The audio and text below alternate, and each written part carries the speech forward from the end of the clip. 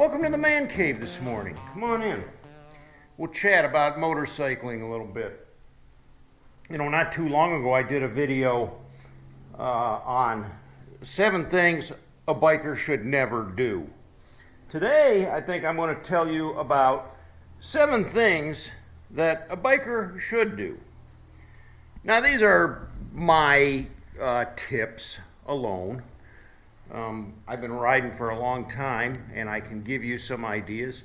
Perhaps you've got other tips.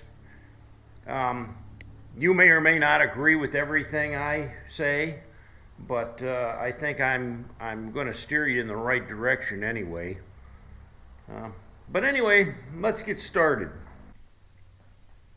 One of the first things I think that anybody should learn when they learn to ride a bike are the biker hand signals. You know, the signals when you're going to make a left turn or right turn, whether you're going to brake or stop. Learn your hand signals. Now, I won't go through all the hand signals with you. There's plenty of videos or how-tos on that. And some people have some different variations to hand signals. So whatever works for you. But, you know, my motorcycle has turn signals. You know, I've got my turn signals on the back. I've got turn signals on the front. But even though I use my turn signal, I think it's still important to give people, you know, motor vehicles around me a hand signal to let them know what my intentions are. If I'm on my bike and I'm in traffic, I'm going to make my intentions very clear. I'm going to make a left-hand turn. My arm's out pointing the direction that I'm going to turn. If I'm going to make a right-hand turn, I do the hand signal for that. Above and beyond that, what I like to do when I'm on the highway or, you know, in any road situation, even if I'm changing lanes, I like to point to where I'm going so that the traffic behind me has an idea of, you know, I'm moving over this way. I'm moving over that way. I don't want to assume that they're watching my turn signals, because on a motorcycle, these turn signals are pretty small and they're somewhat close together. A hand signal is always pretty important. Now, along with the hand signal, here's another thing that, you know, in the past I wasn't very good at. Number 2, the biker wave. I don't know, when I was younger, I guess I had an attitude, but I didn't wave at all the bikers when they were coming the other way. Almost every biker on the road is going to give you the biker wave today. It's a pretty simple gesture. It's just something done out of common courtesy to the other bikers to show your camaraderie in a way that, you know, we all share the road together and we all share the same hazards together. We know how dangerous it is. It's just a nice gesture, and it's so simple to do. You know, when somebody's coming the other way, you just throw your arm out, give them the peace sign or whatever, and it works. And it usually they usually reciprocate back. The third tip that I'm going to tell you about, and you know, you may or may not need this, but it's always good to bring along tools. I find that these multi-tools are probably the handiest things to take along on a motorcycle. You've got a cutting resource here. You know, if you have to cut or trim wires, you've got screwdrivers, flatheads.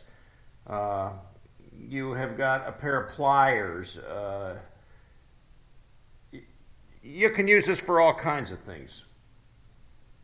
Now, it's not going to take any big bolts off or anything like that. It may if you're strong enough. I mean, you know, you're not going to be able to change the back tire or anything like that, but you know, it'll help in an emergency situation.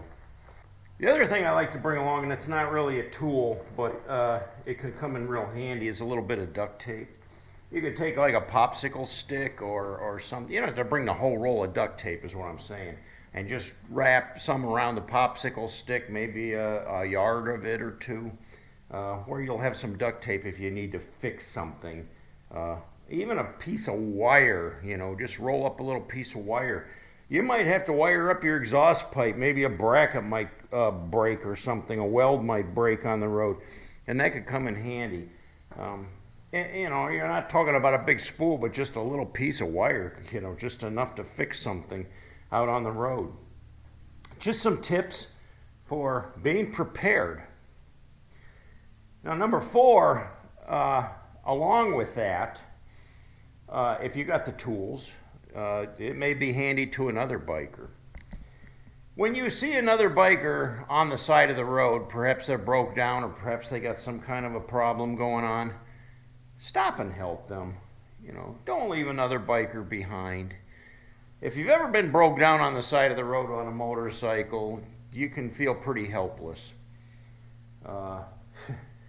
This bike, 800 pounds, I'm not going to push it to the gas station.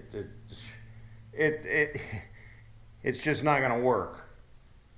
So I could use some assistance if I'm broke down on the side of the road. Now, it may be just as simple as you showing them where their reserve switch is on their motorcycle. Hey, flip it to reserve, and you got enough gas to make it to the next gas station. Oh, I didn't know that. Yeah, there's people out there that don't know everything about a motorcycle. Perhaps they've got an electrical problem or a fuse that's out or something. You may have the knowledge to be able to just do a quick fix for them and get them back on the road again. Could be just as simple as that. So stop and help your fellow bikers. Now, when you have to stop a motorcycle, it's obvious you got a brake pedal right here. That's my brake pedal anyways. It may differ on different models of motorcycles. At the same time, you have a front brake, which is controlled by the front brake lever, which is on this bike right by my throttle. It's really important to use your front brake in conjunction with your foot brake. When you go to stop on a motorcycle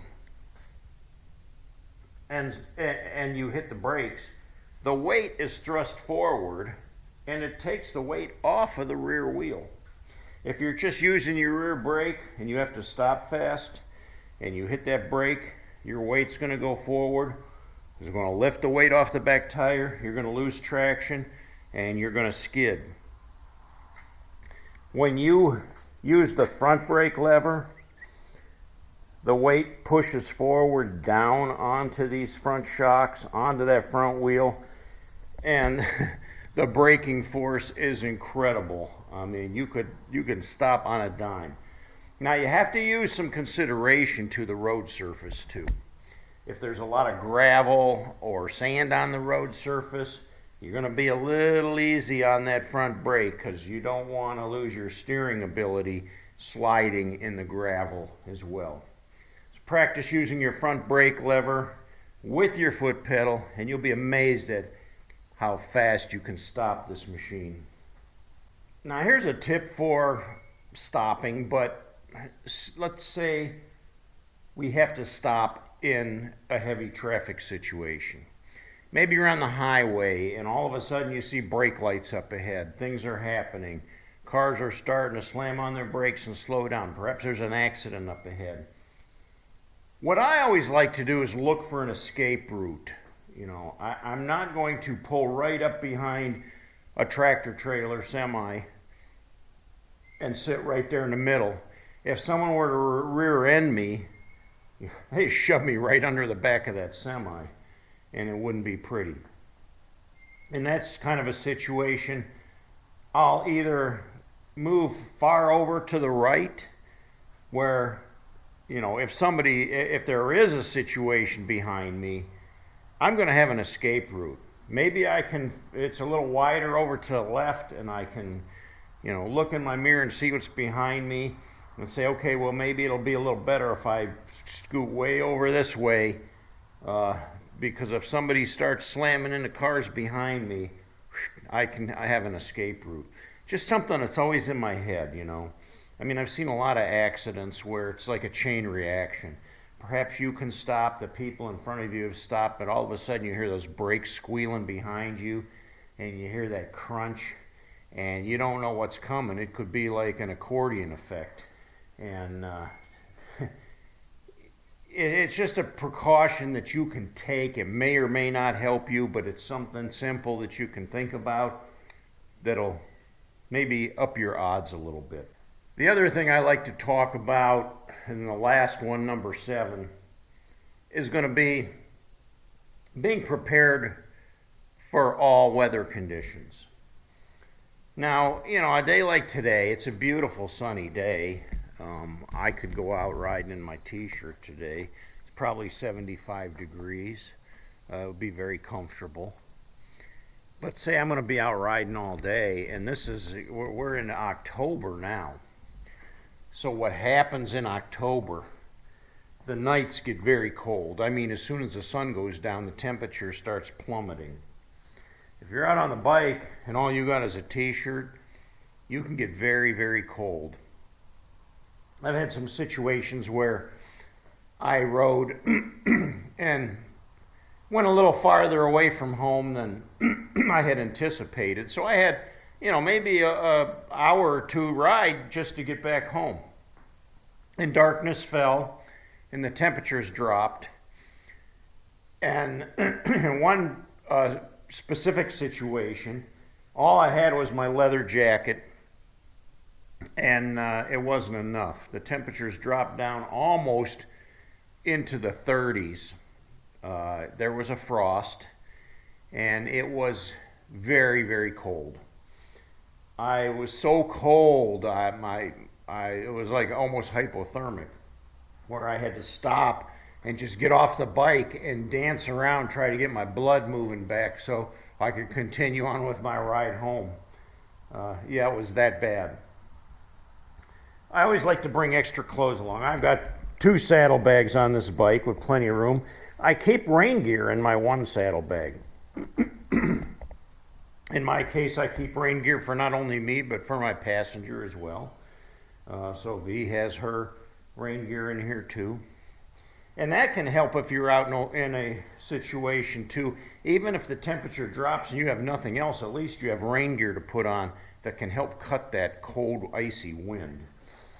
But bringing along extra fleece or something. I always carry along extra gloves too, keep my hands warm. I have riding gloves that I usually wear all the time. I don't know why, but I like to wear my leather gloves when I ride. But I also have some insulated, gauntlet gloves that come a little further up the arm that keep my hands and my arms warm when the temperature goes way down. I'm prepared for the cold. So yeah, be prepared for the weather. Bring along some extra stuff. Just stick it in your saddlebag, stick it under your seat, wherever you can keep it. Strap it on the back, and be prepared for when that temperature drops down. Or, if stormy weather comes in. Don't ever leave home without it. Those are my 7 tips for the day. I hope those were helpful. I know you guys may have some more ideas you came up with. Leave them in the comments down below. You may or may not agree with all of my tips, but if not, let me know in the comments down below. I do read all the comments and respond to those that I can in the time that I have to do so. It can be a chore. I mean, a lot of you guys have a lot to say, and I appreciate that. Well, thanks for watching. Give me a thumbs up, and if you haven't yet, please subscribe to the channel and get on board.